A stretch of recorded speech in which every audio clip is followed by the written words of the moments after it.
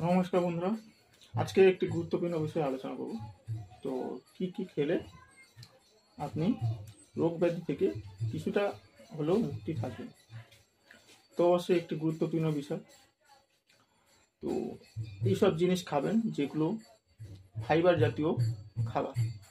Fibre জাতীয় খাবারের মধ্যে পড়ে প্রথমে শাকসবজি। তো শাকসবজিতে বেশি করে ফাইবার পাওয়া যায়।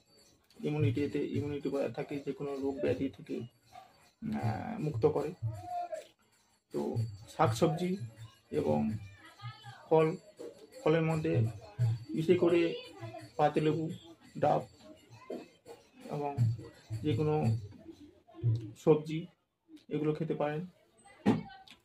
তো ফাইবার জাতীয় খাবার খেলে আপনার শরীরে ইমিউনিটি বজায় থাকবে, আর ইমিউনিটি বজায় থাকলে আপনার শরীরে কোনো জীবাণু সংক্রমণ করবে না।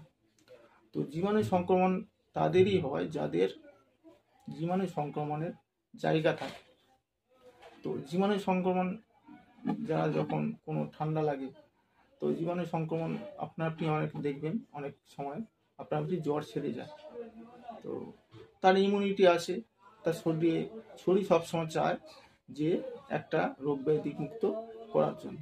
যে কোনো সময় যে কোনো দেখবেন শরীরে যে কোনো রোগ হলে শরীর চাইবে সেই রোগটাকে সুস্থ করে তোলা। কিন্তু যদি কোনো ভাইরাস ওই কোনো শরীর যদি না টানে, তখন ওই রোগ আমাদের ওষুধ খেতে হয়। তাই শরীরকে সুস্থ রাখতে অবশ্যই ফাইবার জাতীয় খাবার এবং শরীরে ইমিউনিটি বজায় অবশ্যই রাখতে হবে, এবং নিয়ম মতো প্রতিনিয়ত আপনাকে। নমস্কার বন্ধুরা, আজকে একটি গুরুত্বপূর্ণ বিষয়ে আলোচনা করব। তো কি খেলে আপনি রোগ ব্যাধি থেকে কিছুটা হলেও মুক্তি থাকবেন। তো অবশ্যই একটি গুরুত্বপূর্ণ বিষয়।